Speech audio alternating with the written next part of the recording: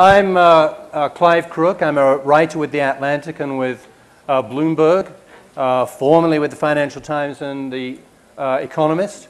I'm going to introduce the members of this panel in just a second, but first of all, one of the members of the panel, Richard, I'll tell you right now, urged me to begin by saying something about why this subject matters, and I confess that is something I hadn't thought necessary, but maybe it is.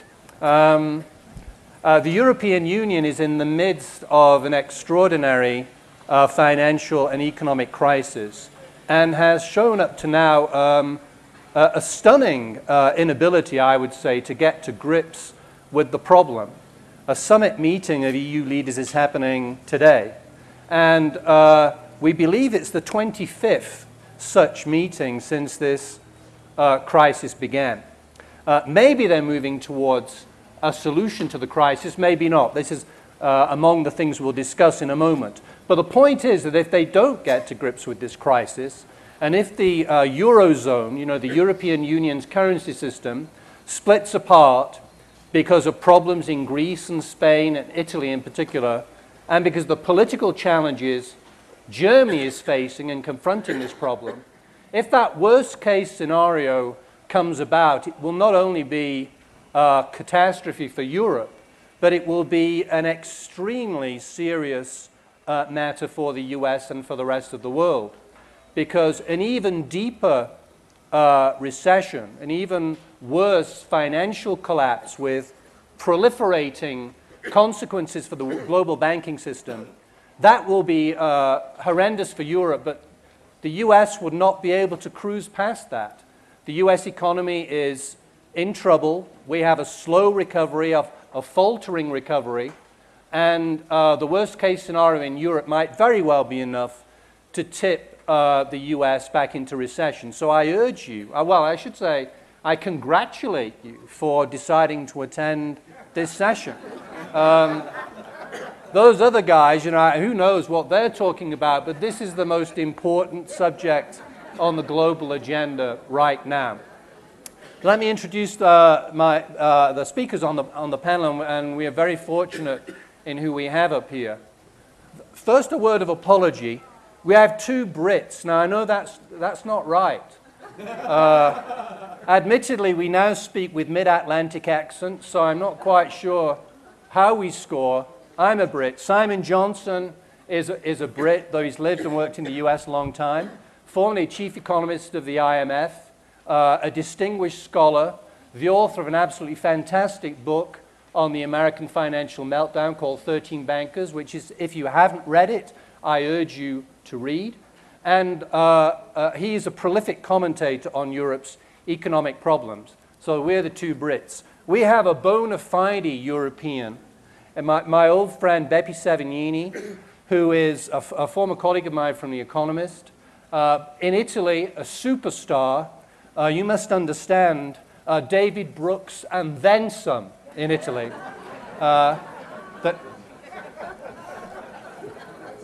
He's written quite a few books in English, which have been translated into English, which I recommend to you, including one on US politics and US culture, which is a delight. So get onto Amazon later and check that out.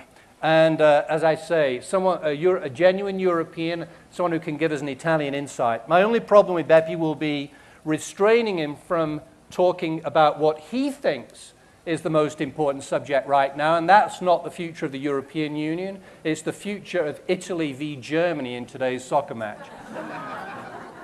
Finally, same thing. That's right. Finally, we have Richard Haass, head of the Council on Foreign Relations, formerly Director of Policy Planning for the State Department, one of America's most distinguished foreign policy scholars, a prolific author of wonderful books on his terrain, which stretches very wide. And actually, I'm not too familiar with what Richard thinks about the interstices of this question on Europe, and I'm very much looking forward to finding out. Well, to set the ball rolling, I wanted to ask each of the panelists to respond to the initial question. We'll get a little bit into the weeds of what the European Union is doing or what it thinks it's doing or what it might be doing shortly. But I wanted to start by asking each member of the panel to say, what's their best guess 2 years from now about what the state of the European Union will be? And specifically, will it be stronger or weaker? Will the Eurozone system still have the same membership as it does now?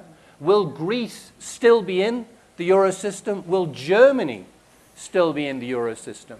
In other words, are you a pessimist or an optimist on that kind of timescale about Europe's prospects? So, Beppe, let's start with you. Pessimist or optimist? Optimist, I think the answer is it will, and it probably will. And you don't know the questions, of course. The question is, will the... All right, now we begin to see the problem. We have a question here. Will the European Union survive? Yes, it will. Will the Euro survive in its present form? Yes, it will. Really? Okay. Will Italy win against Germany at 12:45? I know the answer. I think I do know the answer, but I won't tell you.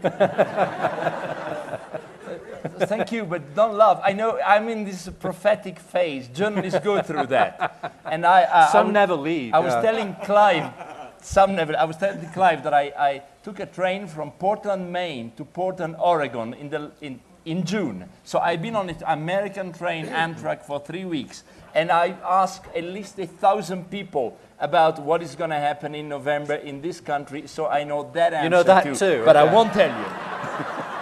Okay, that's it for me now. He told me before we sat down, it's strictly off the record. Okay, I'm going to come back to you in a minute and ask you why you're an optimist. But Simon, you next. You're not such an optimist, are you? Well, I'm not as optimistic about as Beppe, particularly about Italy's chances this afternoon. But let me start off by saying some very pro-European things. Okay. I think there will be a European Union. I think the Europeans will hang together on many issues. And I think they will help each other through what are going to be some very difficult years. Having said that, I think the way they've managed the Eurozone is an absolute catastrophe in terms of economic policy. Your point about 25 summits is telling. They said at every one of these summits they were going to fix it, they were going to get ahead of it. They haven't, they failed, they won't do it this meeting, they won't do it at any of the coming meetings. I think within 2 years, the timing is very hard in these sorts of problems, but 2 years may be when this crisis becomes most severe. Yes. Actually, it continues to deepen, continues to generate problems from around the world. I think the euro, something like a euro will come out of this, a more Germanic Eurozone. Big question will be whether or not Italy's in it, or which part of Italy is in it. Northern Italy could absolutely join, Southern Italy not so much. Those are going to be huge questions. But can the euro survive in its current form? No, I do not think so. Richard, what's your take on that? Well, the European Union will absolutely survive. This is one of the principal pieces of post-World War II international architecture. There's tremendous, not just economic, but political and psychological momentum and rationale for it. And by the way, building on what Clive said at the beginning, it's important that it does survive. Europe in the 20th century was the most interesting part of the world, and that was really bad news for the world. We do not want Europe to ever become interesting again. We want Europe to remain as boring as it is. And in order for that to take place, the European Union has to survive. And you need a tight fabric of relations linking Germany to France and the rest of the core countries of the continent. So that's a good thing. Will the Eurozone survive in its present form? I have my doubts. I think Greece is a real question. The bigger issue, I would say, is not whether it survives or not, but whether it does well. And I would think it's just useful, I'll just, one more minute here, to distinguish between the financial crisis and the financial condition of Europe. The financial crisis is the perils of Pauline. Today's the 20-something summit. The only thing we know about this summit is it will not solve the problem and it will not be the last summit. Correct. That is the only thing we can say with absolute certainty. And I would go so far as to say I don't think any of these problems can be solved. They're conditions. So we can talk about, and we will, I expect, what the Europeans may or may not do dealing with banking and liquidity and all these issues. But the larger question is whether Europe will be economically successful, and I would suggest not. all this conversation about dealing with liquidity or dealing with banks or dealing with austerity misses the larger point. Europe is not growing. This is 1/4 of the world's economy that is drifting. And Europe has become the next Japan. And there's nothing in the political blood of Europe right now which suggests that Europe has the willingness or the ability to start making the reforms that would stimulate serious economic growth in Europe. That's the real problem, is that Europe will continue to exist, but it won't thrive. I mean, I think that's an extremely valuable distinction, that the challenge is to manage the condition rather than come up with a big fix, a big solution. Well, let's hear a little bit more about your optimism. Yeah. Well, I think it's, first of all, I agree that Europe is a masterpiece in a way. Is a political masterpiece, something that everybody, well, because America was, of course, instrumental and was crucial in forming Euros as it is now, but the idea that people killing each other for thousands of years, all of a sudden, stay together and live in peace and harmony and work together is fantastic. I mean, people forget that only sort of a few decades ago, people were, my father is 96, and he was, he's been a Navy officer, he was fighting a war, and now his children are blah, blah. So we know all that. My feeling is that Europe needs to be scared. If you look at the history of the European Union from the very beginning, only big scares bring Europe to do anything. I just mentioned very quickly 4 passages, very quickly. The war, of course. The reason why Europe was formed was initially to bring together the production of coal and steel, and then it became something more, but I guess most of you know all of this. But the reason is why you bring together coal, because you don't want, especially France and Germany, to fight another war. So let's bring everything together. So a war is not only impossible, it's inconceivable. Right. So, but it was a scare. What happened in the Second World War, we don't want that to happen again. Huge scare, huge project, great people. De Gasperi and Monet and Schumann, all those people. Okay, that's done. Then you had other scares, and for instance, you had in the 670s, the economy of the world were not going well, and Europe, especially the Commission, started to work in the 70s and late 70s on the single market. But because things were crumbling, so they okay, let's put our head together, think what we can do. The single market was a success.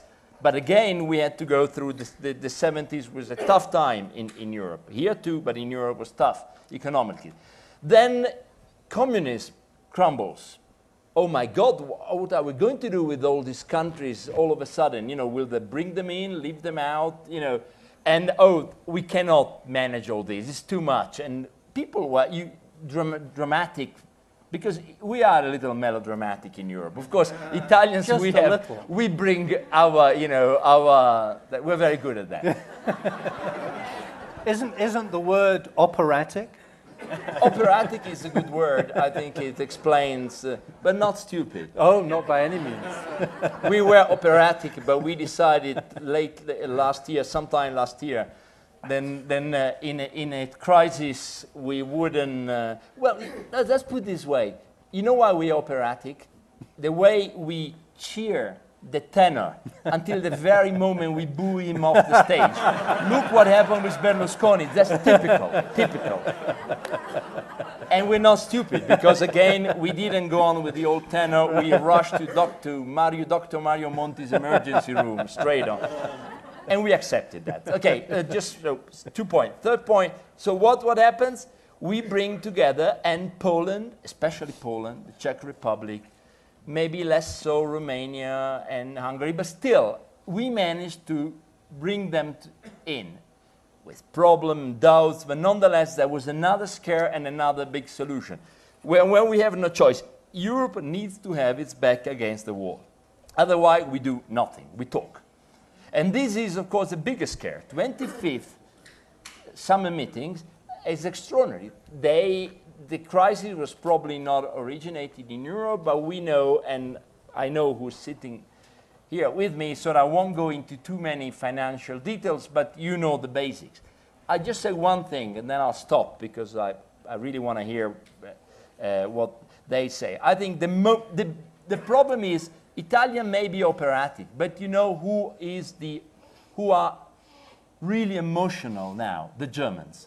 We have a problem, we Italians, we brought in Mario Monti, we accepted that the time was difficult, we fired Berlusconi, thanks God, and we behaving like Germans. The Germans are behaving just like Italians. They are emotional. They get really worked up. The moment they are. One of the person of the top, you know, when they have picture of the European Union summit, he's always in there. I cannot tell you who he is because it was off the record. A few months ago, there was he asked to see a few European colonists, and he told me, look, Angela Merkel knows perfectly well that they have to step in and don't call them Eurobonds, call them the way you are, but that's the only way to do it. She knows. She's just too worried, and she cannot sell these to her emotional voters. The point is, and there were a lot of good pieces, yesterday one in the New York Times, but I think this has been brought up many times. The moment the Germans stop being emotional and remember that they are Germans, so they're supposed to be, and they just put their head to the numbers and think, just two numbers. Germany has already lent 900 billion euros to different European states. If the whole castle crumbles, how much of that money will come back? Second, so it's talk about interest, not about goodwill. Sure. Second, I remember a time on Newsweek, I'm afraid I do not remember cover, back in 2001. The title was The Sick Man of Europe. The subject was Germany. The euro kicks in January 1st, 2003, and Germany has the most stunning 10 years of their economic history. I think you don't need to be them to know that maybe there is a relation between the two. Of course, because we Italians and the Spanish, everybody else could not work with sort of strategic devaluation, so everything was level field, things that we know. So the Germans must know, and they do know, that if the worst, they will be the worst hit. And the moment they look, whatever it will cost less than letting the whole thing finish. Okay. And I'll stop here. Simon, you wanted to respond. He's made many very interesting points. But first of all, and I suspect this is where you want to come in, this is standard operating procedure, right? This is the way Europe makes progress. Crisis. No, this one was disaster, but a disaster because, yeah, crisis is one thing, but the way we did it was too much and it was embarrassing. Nonetheless, I can put it in that category. Okay, Simon. Well, I think both Beppe and Richard are right to put it in the broad historical context. But what I would suggest is that the Iron Curtain, the communism, had a lasting effect in the sense that European integration would have been much better served if it had gone west to east, if it had gone to Poland, Czechoslovakia, Hungary. Look at their economies, look at the cultures, look at how the organization of business before World War I or World War II. They were much more similar to this Germanic core and to northern Italy. That's a good point. But they couldn't go west to east, they went north to south. That served them well up to a point, but they have a bad currency arrangement. I'm actually somewhat more positive. Richard makes good points about the longer term issues in Europe, but I'm somewhat more positive about the possibility for longer term growth, because if you can get away from a bad exchange rate arrangement, we've seen this in many other countries, the exchange rate becomes a problem, becomes an anchor around growth, and I think some economies are going to struggle, irrespective, but if you can move away from the euro and move away from that structure, it will go much better for most of the economies there. On the issue of the Czech and the German Czech, I'm certainly not here to represent the German government, and I've certainly been very critical of them in many dimensions on this issue. But the problem is, what is the amount? What are you asking the Germans to do? Is it 100 billion? Is it 1 trillion? Is it 3 trillion euros? The problem is, there is no number. It's an open-ended blank check that involves not just fiscal policy and transfers, but also monetary policy. You're asking the Germans to jeopardize what they perceive, maybe emotionally, but they perceive to be one of their most important achievements, which is a framework of price stability. You're asking them to say, we will underwrite whatever deficit you, Greeks, Spanish, or Italians have in the future, We will underwrite that both with transfers and with credit directly and indirectly from the European Central Bank to an unlimited degree. That's an unreasonable ask. That is not going to work politically in Germany. If that's the plan for solving the European crisis, you need another plan. Well, again, one of the words I actually urge us not to use a lot is solve, because this won't be solved. There's probably three futures for the Eurozone right now. One is some version of collapse, where Greece or someone else leaves, and then the problem is not simply managing the exit, but managing the precedent of the exit. And that's really a frightening future. I mean, Greece is at 2% of the GDP of Europe. In and of itself is not that important. Banks are indebted there, but the biggest problem is the precedent. And when markets then would sniff one day the weakness of another country, they'd go after it. So that's the argument for avoiding a collapse. So that's still one scenario. We came very close the other day with the vote in Greece. And that was, if you will, almost Europe's Lehman moment. And the biggest problem with what's going on now, I would suggest, is Europe is cutting it very close. The Germans and others are making some very fine calculations. And one day they just may get it wrong. People bet wrong sometimes. But anyway, that's one scenario. The second scenario is the other end of the spectrum, is this somehow gets solved. And Europe, once and for all, deals with the structural flaws of Europe. And essentially you end up with fiscal authorities to match monetary authorities. It ain't going to happen. Ain't going to happen. And the reason is that nationalism is too strong. And people can talk all they want about Europe, but at the end of the day, Europe is still made up of sovereign countries. And these sovereign governments are not going to give up certain sovereign rights or responsibilities, among other things, setting their budgets, taxing, spending, and so forth. So there's not going to be a solution which gets us where we are, which is managing. We are kicking the can down the road. And the question is, and I think what Angela Merkel's doing, is not just managing her domestic politics. People in Germany, even if they benefit economically, you're right, psychologically and politically, it's an impossible sell to go to the Germans. You should transfer money to the Greeks so they can retire 10 years earlier than you can. Can't make it, no matter what the economic arguments, you can't sell that politically. So Merkel understands that, and what she's doing every step of the way, and it's frustrating the commentariat, but it ain't so dumb, is she is basically saying, before we deliver the next tranche of support, I want to see what kind of reform we're going to get from you. And that's what's happened for months now, and I would suggest is going to happen for many months more. But let me come back on, if I may, just on this point, which I think is very important. I agree, for what it's worth, for what that's worth, that you know, they're in this muddle-through scenario, and I think there are signs that they will find a way, a kind of rationale for a limited amount of risk sharing on debt going forward, and they'll patch it, and there'll be a sort of a structure of commitments that lets Merkel say, we've taken the necessary steps towards some kind of common policy framework. We've moved a little bit closer to political union, she will say. Now, I agree with your analysis. In an underlying sense, that I think that will be false. And the reason it's false is the underlying nationalism, right? It will be like the Stability and Growth Pact all over again. Promises will be made that nobody actually expects to be kept. And it will just be a sort of a political accommodation that lets the thing be managed a while longer. Now, isn't that scenario actually capable of leading you to suppose, the reason I'm challenging you, Richard, on this is that you said at the beginning, of course the EU will survive. I think this scenario, if you keep pushing in the direction of a political union that the people of Europe patently do not want, then you could actually force a break-up in some future trauma. I mean, I wanted to come back, given that that's your analysis, why are you so confident that the EU isn't going away? Because again, the EU as a political construct can survive even if total economic integration doesn't come about, which it won't. I think one has to see Europe at multiple levels or multiple planes, and things will happen politically, will continue, even certain things economically, but there'll be limits, in part for the reason you suggest. The entire European experiment has been largely elitist.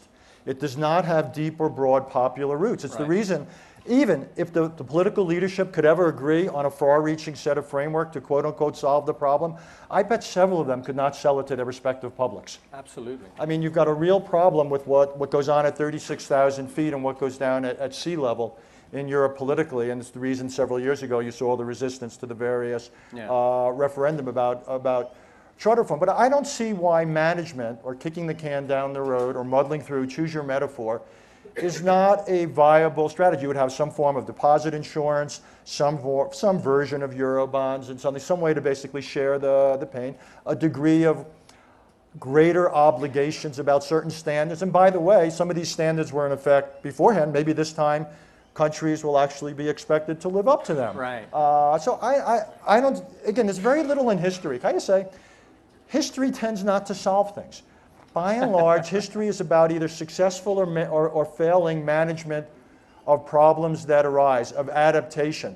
So to make the criteria for success in Europe's solution seems to me to paint the bar to set the bar way too high. Set it lower, and I actually think that will happen, again, because Germany and France and others have invested so much. It's hard, I think, for Americans to understand, but this is the great historical experiment in post-World War II Europe. I really don't think this is going to come to an end. Okay, Simon, and then I'll bring you in a minute. Well, I think I agree that there's an attempt to model through, but I think financial markets are very different now than what they were 20 or 40 or 60 years ago. And I don't think the Germans get that, and I'm not sure other Europeans get that either. Just to give you some numbers, the total notional value of interest rate swaps denominated in euros is 180 trillion euros. It's huge. Germany operates some of the least well-capitalized, least well-run banks in the world. Yes, there is plenty of impressive German engineering in the world. None of it is in banks. Okay? They are sitting on a powder keg. Now, if you can stay on the path that Richard laid out, I agree that things can go somewhat better. And maybe if Germany slips towards recession, they have some monetary easing, and that's what they want. The German unemployment numbers came in slightly higher than expected today, and the euro weakened as a result. But if we move, and I think we will, towards concern about potential dissolution of the euro, and people worry not just about interest rate risk and credit risk, but dissolution risk, ask yourself this: if you are owed in euros by a German bank some amount, and you believe that bank is banked by the German sovereign, you believe the German sovereign is always going to be there, but the euro is not always going to be there, what are you going to get? What do you receive? Where do you receive it? Does it matter if you had that contract in Frankfurt or in London or in New York? You better believe it matters a lot. Yeah. And nobody knows exactly how that plays out. Now, as the financial markets take hold of this and work it through, the pressures keep coming back and back, and the path that Richard laid out becomes narrower and narrower. Citigroup has a note out today saying they think Spain and Italy will get rescue packages. That debt, the official debt in that package, will be senior to all the existing sovereign debt these countries have outstanding. Therefore, interest rates should go up. This is Citigroup, one of the biggest players, also a too-big-to-fail bank, also with a huge exposure to derivatives. The derivatives is a dagger pointing not just at the heart of Europe and the heart of this attempt to stabilize the situation. It is pointing directly at our financial system in the United States and at our economy. Beppe. A small point to Simon. I mean, you are the expert, but the way we see, or at least me and quite a few colleagues are sort of writing about this, is that this country has a huge deficit, but it's got a Federal Reserve which obviously is there to step in no matter what. We don't have such authority. The European Central Bank has been is prevented from doing that. So somehow, I'm sure the perfect solution probably are not available in the near future. But explain to the market and that, look, we're going to defend this area.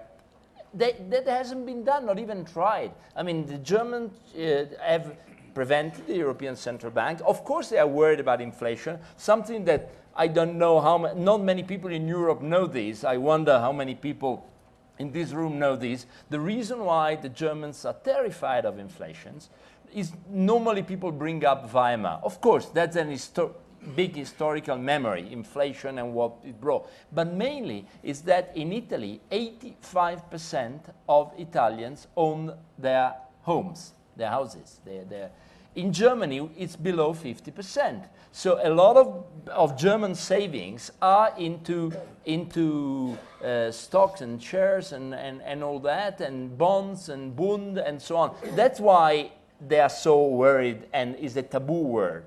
But I'm sure something can be done So there. basically, Germany needs a subprime mortgage explosion so that they're in the same boat as everybody else. That's the answer, I guess. Level Yeah. the playing field. Yeah. Now, one of the things, you know, Beppe, when you were describing this sequence of you know, difficulty or crisis, if you want to say, you know, nudging Europe in the direction of closer union.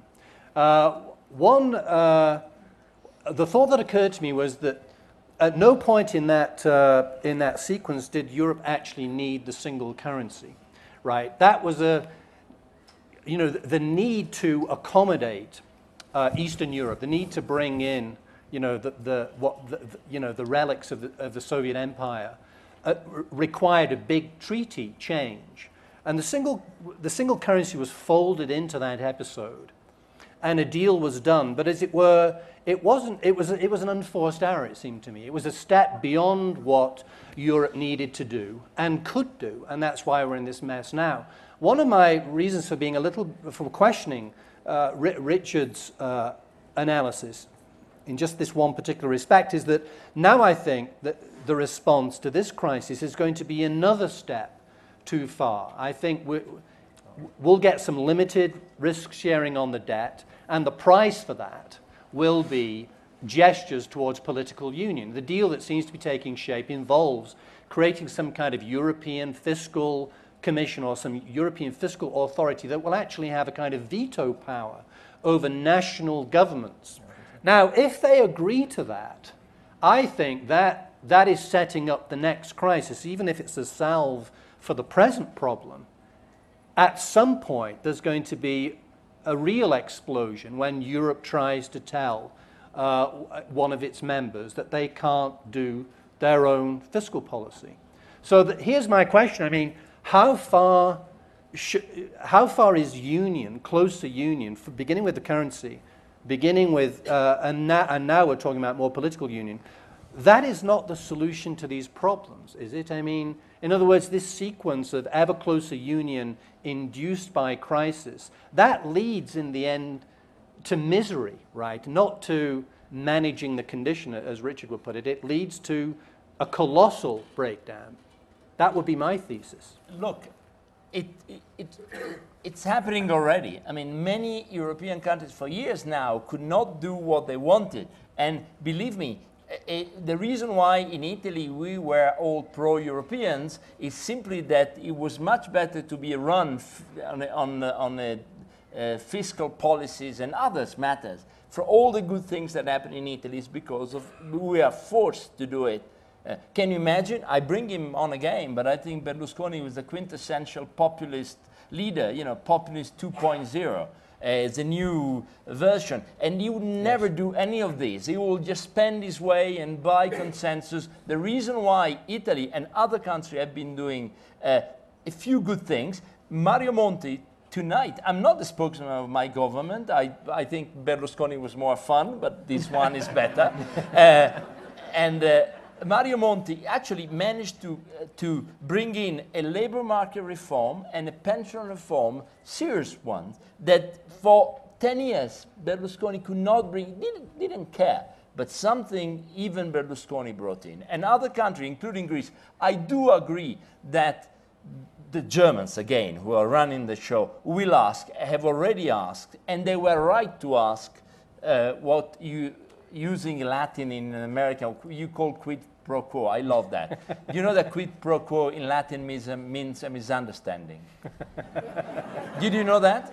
In Latin, quid pro quo, it means literally a misunderstanding. I know what it means here. Right. So let's go back to the American. She's quite right to ask for quid pro quo. The German, the Greece already did something. Compared Greece today compared to what it was, they did something. The Spanish, they did, and more has to be done. But I think the two have to go together, behaving and with fiscal wisdom and whatever, and protecting and giving some kind of guarantee to our collective exposure. I know it's hard, and to end here, I think you're right that the euro was an unenforced error. But you see, the European Union, that's the way we've always proceeded. we launch the ball very far. It's like, and then everybody runs. Yes. You know, the kicker, and everybody runs to catch the ball. Even the Germans did that. The Germans, when they decided after the collapse of communism for a united Germany, it was a huge bet. Sure. But big Germans, having the discipline and the money, they managed. But they look at the history of Europe, it's always the same. Kick the ball far away, and then everybody's running. Well, one of these days, the ball's going to go over a cliff. That's my point. Right. No, that's not baseball. I'm talking that mine was a football metaphor. Be disciplined with your metaphor. I'll try. I'll stop here. I'll try. Look, I think that there are two issues that we should try to separate, a shorter run issue and a longer run issue about growth. Now, on the shorter run issue, Beppe has identified exactly the institutional flaw in the design of the Eurozone. And I'm sure he pointed it out before the Eurozone was founded and along the way as well, which is the lack of a central bank to back a unified fiscal authority. And if you can imagine moving, either in a jump or in a gradual form, to that structure, better things will happen with regard to the bond market. But be very clear that this structure means that the central bank backs the federal authority. It does not back the states. If California debt were supported by the Federal Reserve to the extent that the federal government debt is supported, would California run a more or less responsible fiscal policy? And what would happen in the other 49 states? And what would that do to both fiscal outcomes and monetary outcomes in the United States? So this is a long way from where we are today. But maybe we can get there. In addition, however, there's the issue of growth. The bet within the Eurozone was that there would be convergence, that Greece would become more like Germany, or the Greeks and Spanish workers and so on would move to the high productivity places such as Germany. Now, this hasn't happened. Germany, as Beppe said, has benefited greatly from the Eurozone and from many other structural reforms they put in place as a result, partly of unification and the political impulse from that, and the unification within Germany, as well as the Euro pressures. They have transformed their economy. They've become more productive. Their competitiveness has increased, while the Spanish and the Greeks and others have either stayed where they are or worsened. So that divergence puts enormous pressure now. Northern Italy is struggling under this exchange rate arrangement. Northern Italy was in the past and should be again an export dynamo. It has lost that dynamism. August and Carsten, so you can do this in many ways. You can, or at least two ways. You can change the exchange rate, or you can change wages and prices domestically. August and Carsten, who's currently the governor of the Central Bank of Mexico, likes to say with regards to whether or not it's easier to change the exchange rate or change internal prices and wages, he says there's two ways to paint a house. Either the house stays where it is and the painter moves around, or you keep the painter where it is and you rotate the house. Both are theoretically possible, but the second is much, much harder. It's a great metaphor. Let me just make a couple of points. Normally, when countries are at different levels, the way, say, Germany is with the Greece, with the Spain, you have exchange rate adjustment.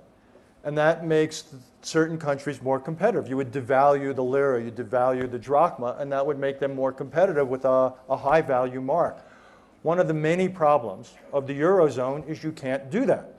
Essentially, everyone is tethered, and it only makes sense if you have roughly similar economies.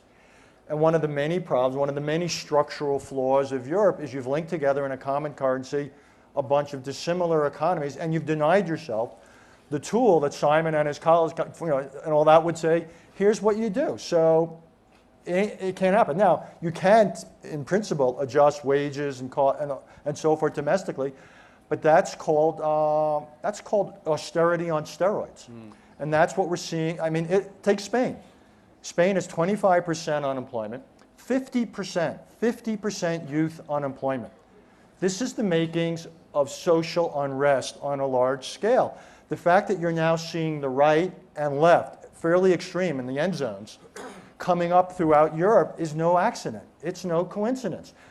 Because you can't devalue your way out of this problem for structural reasons, it's putting too much pressure on local economies and on local political systems, which to me is a really worrying thing about Europe. The other thing that you would have to do in order to be an optimist about Europe, about growth, would think that Europeans would be willing to loosen up their societies. What are the prerequisites of growth? Well, it's things like labor mobility. that you have the ability to fire people as well as hire them for life. It's the available of certain types of capital. It's limits on regulation. It's taxation options. The Europeans aren't going to do this. The European welfare state, the European entitlement system is so elaborated. It's so much now part of the social and political culture of Europe. It's not clear to me, if you'll pardon the expression, that Europeans are prepared to become a little bit more American in the kinds of economies and in the social contract they carry out. So it's hard for me to be optimistic about long-term economics in Europe, simply because I don't see the politics allowing it. So again, for me, the optimistic scenario is muddling through. I just don't see how you can do better than that, and I think we're lucky, and for the reasons I mentioned, I think you're lucky if we can continue to do a muddling through as opposed to go over the cliff. This is not a time to become wildly ambitious in Europe, but even modest goals will turn out to be fairly ambitious. I want to give the audience a chance to ask questions in a moment, but before we move to that, let's try and have a moment where we're trying to be a little bit more constructive, a little bit more specific. I mean, there is a summit meeting today. If you three were advising these guys on what needs to be done in view of all the problems, all the risks, all the difficulties we've been discussing, what would you say? I mean, I think that's a fair question to ask. I don't think you begin with guys with Angela Merkel in the room. Okay. Okay. Just what guys and gals. Okay. Simon, what do you think? Look, I think that the conversation should be about an orderly unwinding of the Eurozone. And that's a very difficult conversation precisely because of the point that all the contracts are denominated in euros. In the past, countries would peg themselves to gold. Remember back before the 1930s, you'd be on the gold standard and sometimes you'd go off gold, which could be fairly traumatic depending on the circumstances. But that was relatively easy compared to where the Europeans are, because when you pegged to gold, you kept your domestic currency, you kept the dollar. And the US went off gold in the 1930s. Okay. Contracts were still in dollars. What do you do with all these contracts that are in euros, for example, in Greece or Spain or Italy? Very hard conversation. But if you can do that in an orderly way, do that with mutual support, do that using the help of the IMF, I would not throw any US money into the mix. I think the US should stay on the stand. I know, it's not going to happen. Let me reassure you. That's not going to happen. That's not going to happen. Yeah, even if you wanted $3 from the US Congress to save the world, you couldn't get it right now. But what I would say is that the US should stand ready that if you go into one of these nightmare scenarios, way off the path that Richard is hoping for, then the US should find ways to try and be helpful. In the meantime, there is plenty the Europeans can do for themselves. There's plenty that the IMF can help them with. Managing an orderly transition away from the euro is the right approach. And there will be, in that scenario, substantial debt restructuring, including, I believe, of European debt that has major implications for financial markets, both derivative and non-derivative components that will have a huge impact on US banks. We should be building up the capital, the equity base of our banks. We should have an emergency suspension of dividends and of stock buybacks by all the large banks in the United States to prepare ourselves for the financial storm and the potential losses coming at us from Europe. I'd love to follow that trail, but on your main recommendation, an orderly dismantling of the Eurozone, I can't resist asking the follow-up, which is, does that begin with Greece leaving or with Germany leaving? Well, I think that's exactly the right question for the conversation between the European leaders. Well, what would your advice be? I think it is very difficult for Germany to play, for these historical reasons we were talking about. Germany does not want to be the spoiler, does not want to be the deal breaker. They do not want to take their marbles and walk away from the game. They would do that only under extreme political duress. So I think it is more logical to manage a situation in which the periphery breaks away and a core more Germanic Eurozone remains. Now, who's in that? Germany, Netherlands, Austria, Finland? Yes. France? Interesting conversation. Not clear to me. It's so easy right now. There's not convergence for the reasons Richard talked about between the current French and German policies. Italy. Now, Italy is huge. The European integration was a lot about bringing France and Germany together with Italy as a buffer and as a neutral party and as a third player. Can Italy stay in? I hope so. I wish it were true, but the lack of dynamism, the lack of growth in the Italian economy suggests it would be very hard for Italy as a whole to stay in the Eurozone. So I think we're talking about managing the exit of Italy from the Eurozone. And I want that done, I urge that be done in an orderly, careful way, but I fear it won't be. I fear that they will wait until too late, until they're forced by markets to do things overnight down the road in a way that is ultimately too traumatic. Forgive me for dwelling on this, but I do think it's so important. I want to ask one more question. I mean, if you dismantle the Eurozone system by letting the weak countries leave, encouraging the weak countries, forcing the weak countries to leave, then you are in the scenario that Richard described right at the beginning, that people will, and this is a point you've made, Simon, the markets will instantly ask, who's next? I mean, the danger of this thing running out of control at that point is enormous. If you start with Germany leaving, the mechanics of that exit are far easier to manage because the currency that's leaving is the one you expect to appreciate rather than collapse, and it doesn't push you along that road that Richard... No, I actually, as a technical matter, I disagree because the dissolution risk around euro contracts is much bigger at the core of the financial market. So for German contracts, that would be huge. We can talk about it more bilaterally. But in terms of managing the exit periphery, of course, you're right, that as soon as one country leaves, everybody wants to reprice the rest of the other countries. And our proposal for dealing with this, we called it a cordon sanitaire. We thought if you gave it a French name, it might actually catch hold. The basic idea is you decide in this meeting who's in and who's out. And the guys who are in, guys and gals, who are in get the full support of the central bank. From now to eternity, to an unlimited degree. That's the deal. And as a result, there's a fiscal, much more than a fiscal compact, there's a fiscal union within that core that makes this work. Everyone else is out, but they're out with support. They're out in a way that's managed. They're not just thrown into the markets. Go figure out what the new drachma is worth and come talk to us in 3 months. That will give you very traumatic outcomes and a series of runs, including bank runs, across the European periphery. And it's much harder to contain the damage of that. That's much more likely to have lasting negative impact for everybody in those societies, including people. Beppe, what would your prescription be? What would you be advising these guys to do? Angela, please start telling your voters the cost of the dissolution of the euro. She hasn't done that. I think she should. Okay, she ought to say things like this publicly, clearly. Look, it's going to be very hard. We have to find a way. We can ask Greece and Spain and whatever to do more. Okay. But you must know that the breakup disorderly, an orderly breakup is very difficult, as he explained. But a chaotic one will be disaster. And that's the way we are heading.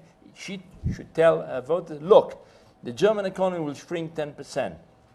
Our expo will stop selling BMW and Mercedes and whatever, and just explaining the voters. I've been to Germany so often in the last 10 years, and people have a very simplistic, not simple, but simplistic narrative about this.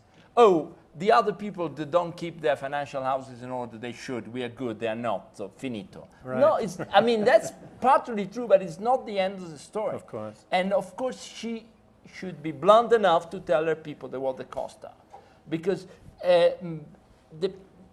I won't go into details. Because that is so much better than me in sort of financial matters. But it's a fact that Italy has been doing certain things. And it's important for an American audience to know, and I'm sure most of you have been to Europe recently, that you go into Europe last year. This year was Portland, Maine to Portland, Oregon. Last year I took a train from Moscow to Lisbon.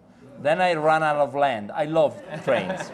And of course I've been to London and Germany and France and Brussels many times as a journalist, not as a writer, travel writer.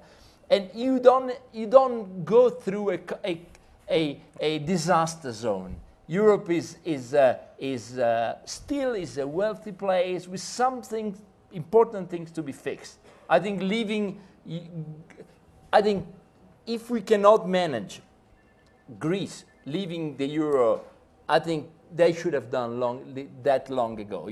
Greece has an economy that is the size of Piedmont, which is one of the Piedmont, not Piedmont in the Bay Area, Piedmont in Italy, one of the regions. So of course it would be difficult, but we probably wasted time. But my recommendation is, Angela, Be frank to your own people, because if you don't, there are enough people around Europe who are just waiting for the perfect storm to launch a very dangerous populistic campaign. And Berlusconi is one of them, but he's not alone. In Italy, we had a comedian called Beppe Grillo, who's now over 20% of the intention of the vote, probably 25. He's the second biggest party. If these people run countries, is it possible to ask political asylum when they... I think they... You can get it in Aspen.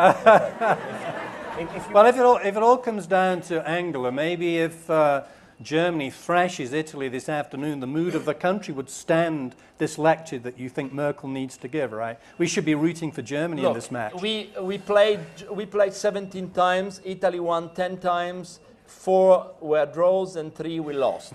We are happy to lose if that's what it takes. If that's what it takes, okay, we can give the Germans even this. I'm shocked.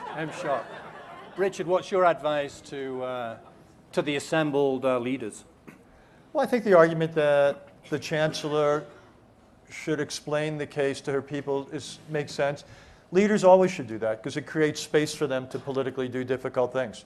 And she's been operating with a lack of political space, in part because she hasn't worked hard to create it. So I would agree with that. Germany has been a great beneficiary of the arrangements of the last decade. My problem with orderly dissolution is it may be... Can I stop you just 1 second? Helmut Kohl, when I remember following I was following it, if you ask the Germans public in Western Germany back in 1989, 1990, do you want a united German? A referendum, the answer would have been no way, because this is going to cost too much money. And Helmut Kohl was a statesman and said, no matter what, this is the thing to do, I'll go and I'll do it. And now it's like the father figure, but so leaders need to be blunt and say unpopular things. Sorry for interrupting you. Agree. Orderly dissolution, 2 things. One, it's a radical idea. It's a big idea. It's a radical idea. My problem is it may be an oxymoron about whether it's doable. In any case, it's not going to happen.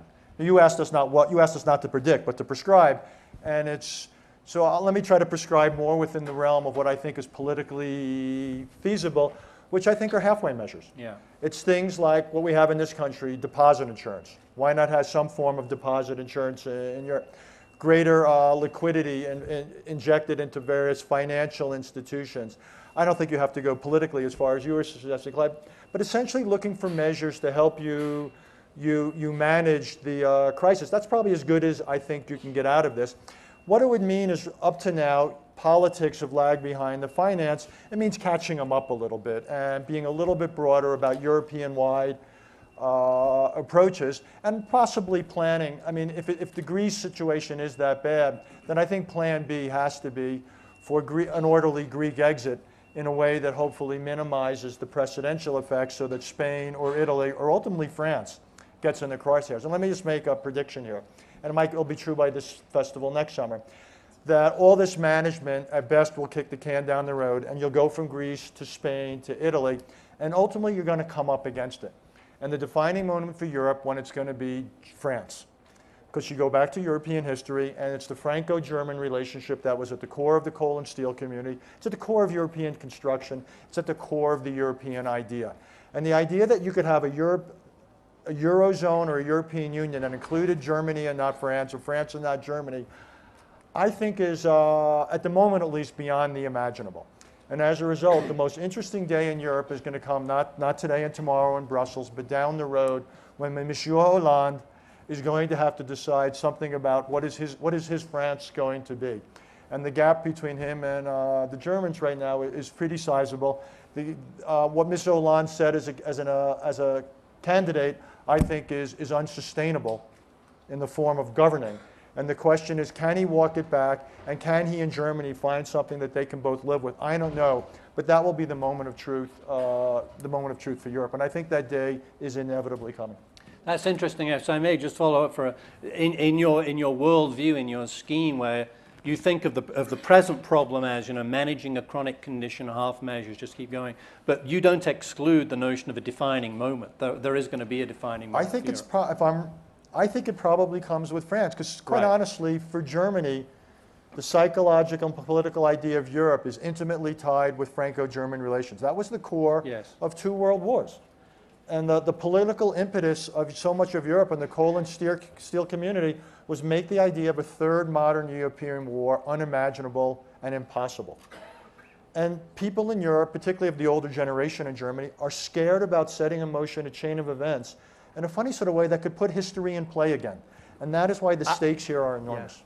Simon. I agree with everything Richard just said, but I would emphasize the vulnerability of Italy. Italy has 2 trillion euros in debt outstanding. It hasn't had growth for over a decade. The fiscal situation is being addressed, but the pressure from the market is enormous. If this blows up, it will take down a lot of banks. Some of these banks are big relative to the governments that attempt to back them, and I think this could absolutely be the defining moment, although it does ultimately, as Richard said, come back politically to the relationship between France and Germany. But economically and financially, Italy is what it's all going to be about over the next 12 months. See if there are any questions in the audience. So, you put your hand up first. If you could get to the mic. And if there are anyone else with questions, you see we've got 2 microphones here. If you could stand at the mics, then I'll move from one to the other, and we can let a line form here. So, maybe you could just say who you are first. Testing. Yeah. Hi, I'm Josh Rogan. I'm with Foreign Policy Magazine. Thanks so much for taking the time to speak with us today. I wanted to prompt you to sort of discuss the American role in solving the euro crisis, if there is one. I mean, first of all, what's the American interest here? We talked about that there's a deep consequence for the American economy and what's going on in Europe, but is there a particular outcome besides just solving the crisis that's in our own economic benefit? And secondly, what's the role of the Obama administration? I mean, in public, it seems like there is no role, that they're avoiding it, perhaps for political reasons, perhaps because it's none of their business, but there must be something going on in the Obama administration. They must be advocating doing something. What is that? Is that helping? Is that not helping? Thank you very much. Let's allow the European to have a first go at that. What do you think America's role, if any, in this should be?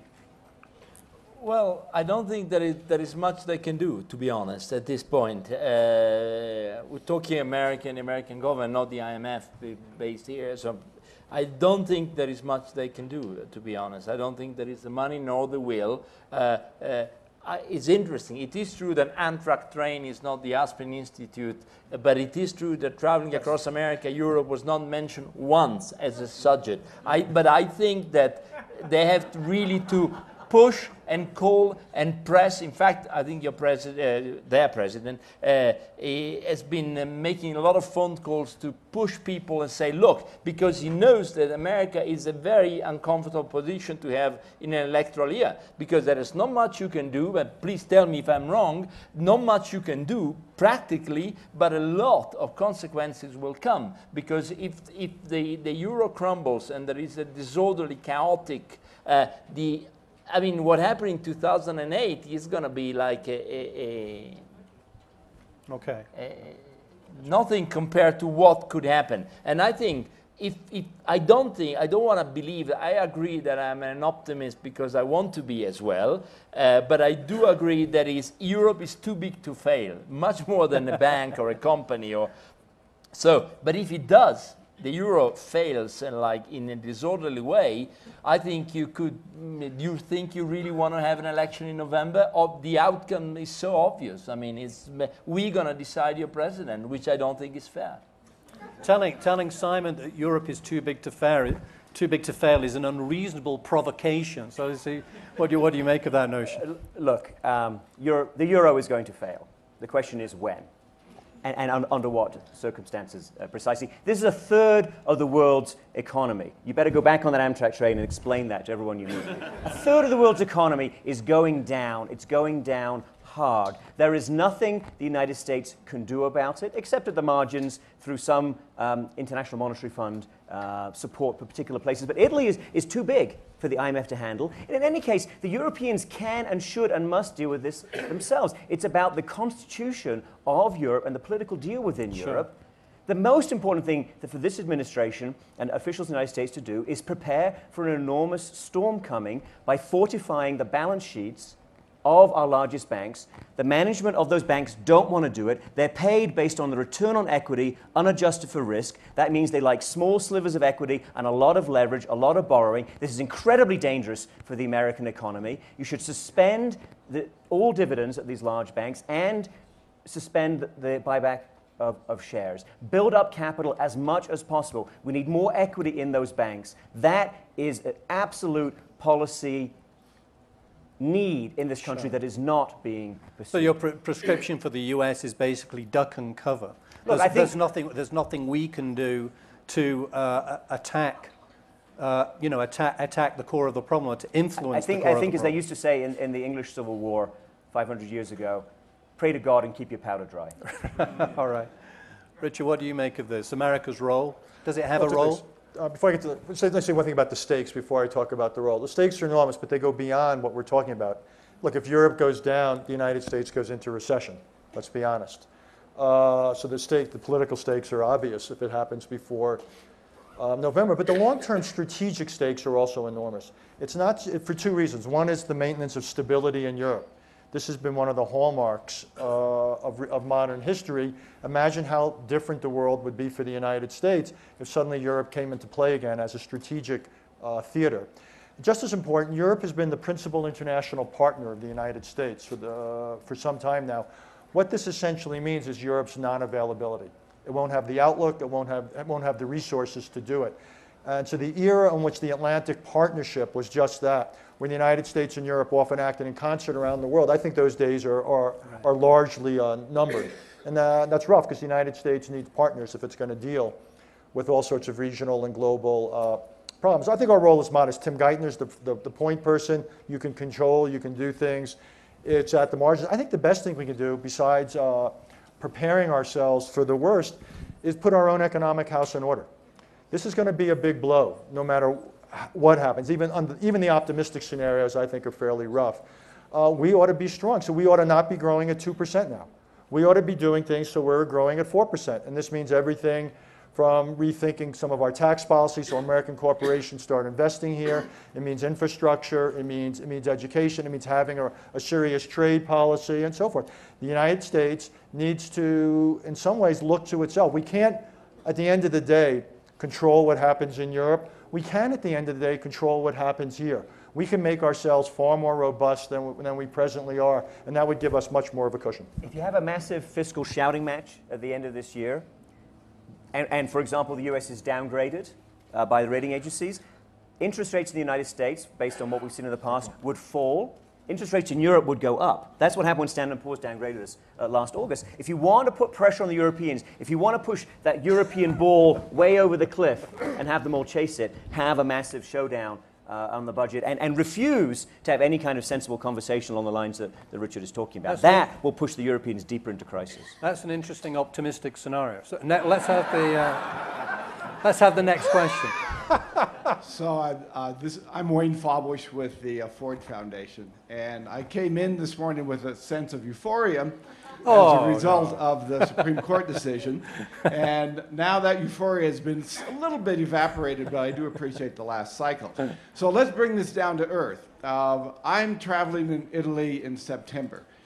Tell me, I'd like the advice on which currency to take and what will be the state of affairs at that time. Essentially, what's the timeline? We've talked a lot about what are the options. I guess I'd kind of like to hear some speculation on timeline and the best currency to take. Thanks. Well, let me just start with Beppe. Have you moved all your savings into dollars, or are you still in euros? By the way, Beppe asked about asylum. We have some very wonderful real estate available in Arizona, Florida, and some other states. And I believe if you make a big enough investment, you can get residency with that. We'll staple it to the visa. That's right. Actually, 3 years ago, I did a long sort of journey across the Florida Panhandle, Georgia, and Alabama. Not to buy, to write about it. You're going to Italy in September, right? Can I ask you where are you going? Lake Maggiore. Lake Maggiore, okay. Euro, you can... You can bring euro. Now you still bring euros. Don't worry, relax, and go to Sardinia. It's a jewel. Not many Americans know it. Find the time. It's fantastic. My father, who lives in Wales, in the United Kingdom, said to me recently that he was taking a trip to Europe, but not to worry, he was only taking French and German euros. Seriously, you can tell. The answer. Seriously, you can tell. I'm not advising this, but I'm just informing you that you can tell from the number on the notes where they were printed and for which central bank they were printed. Letter inside the number. The From number identification. ends with a letter, and you can actually. This is how runs begin, you understand. The serious answer is to take dollars. The euro will continue to weaken against the dollar. Indeed, there are economists who think the only serious chance for Europe to grow its way out of its current predicament is for the euro, which is in what, the 125 range these days, is to go down below a dollar. To basically, if you have a euro at 85 cents, then you suddenly open up some areas of competitiveness. And I would not be shocked if that, either by design or by reality, becomes the principal euro strategy of the future, is to collectively devalue itself out of the market. Now I'm worried about destabilizing the markets. Listen, I think we've time for one more question, as long as it's brief, and our answers will have to be brief as well. So, I'm Richard Straub. Sorry. I'm Richard Straub. I'm president of the European Peter Drucker Society, and I think I'm the second European here. So I thought I need to say one word on this subject. Listening to you, I think you rightly described there's a huge problem, but it sounds to me almost too catastrophic. One example, the youth unemployment is always characterized with 50%, etc. But if you look in detail, this is not the right number, because this is the wrong measurement. It was written in the Financial Times, by the way. There was an article a couple of days ago describing it. I can't go into detail, but it's the wrong measurement. It's not good, but it's much less. So let's not use the most catastrophic scenarios. And Europe has a lot, I think that was said, a lot of inefficiencies. France has a public sector share of 56%. That's very high. And the same is true for quite a number of other countries.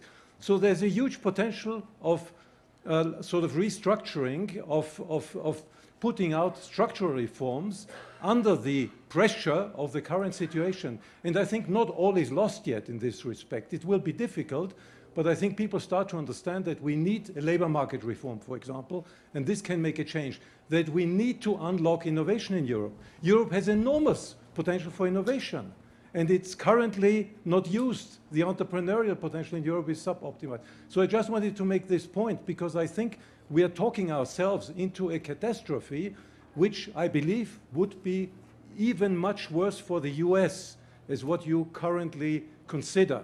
And you can just protect yourself. I think it may be worse for the whole world, and it's completely an unacceptable scenario.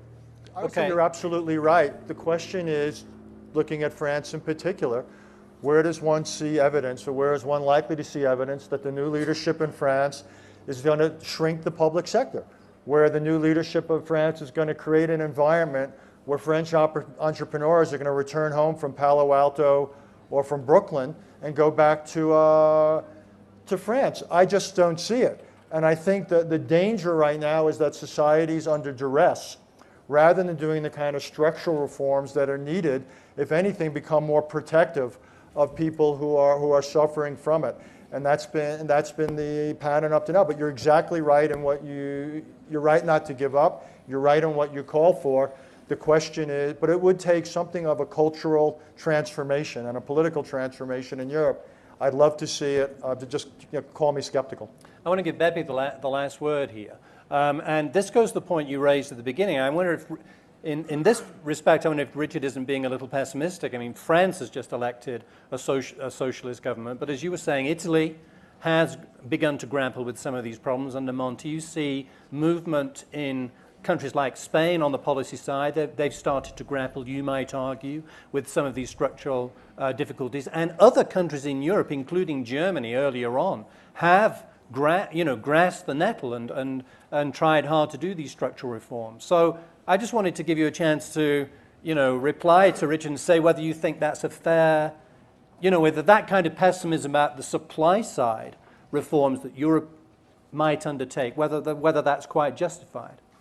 Well, I started off, you know, declaring that I am an optimist, and I'm still an optimist, and I try to explain why. And I do agree that in Europe, and in Italy for sure, but also in France and Spain and elsewhere, there is room to maneuver and room to reform. In Italy, red tape is still an industry. I won't go into details, but I tell you that building a house, and I've done that a few times in my life, or hiring someone, it's still far too complicated. But it is true that something has been done.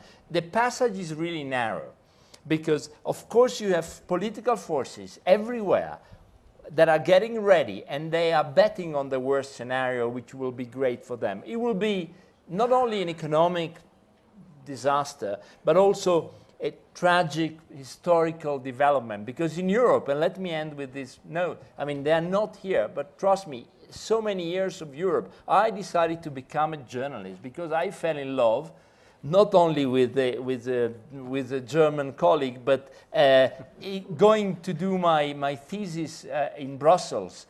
I was 22, and I loved the idea that, you know, German and British and French all together, and my friends from all over Europe. There is a generation. I am the oldest, among the oldest of that generation.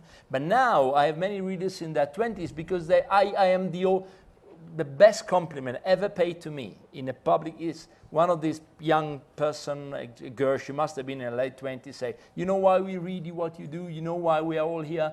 Because you are the oldest of us, not the youngest of them. I love that. I love that. I mean, she pointed out, and there is a generation, I'm 55, between me and people in their 20s, so 35 years of European, and they know they are Poles and Italians and British and Spanish and Portuguese, but they do feel Europeans. It's a kind of upper, is people who went to university. We had a very successful Erasmus project, which involved some 2 million students already, is a lot. These people are true Europeans. They don't want to give up. So if these people who are in a position of power, and some of them have now entered politics and business, and these people are enough to convince their leaders that this project has to be saved. It's too good, and it will be such a shame. No, you can't follow that. That's the perfect note on which to end. We're out of time. Please join me in thanking the panel.